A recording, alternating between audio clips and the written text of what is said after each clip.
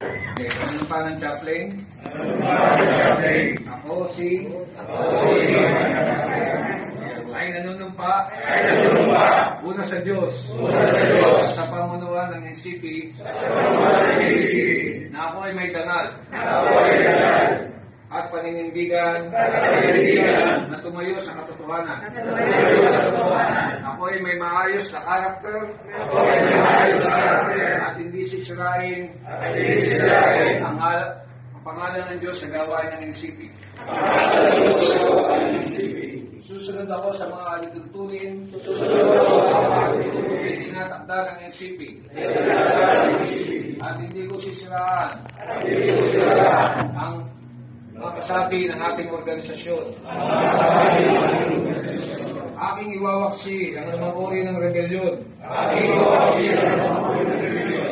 At aking isusulong lamang ang mga bagay na makakabuti sa ating organisasyon. Kabayan, nagpagpalain ako ng Diyos sa aking pagsabi sa National Chaplains of the Day.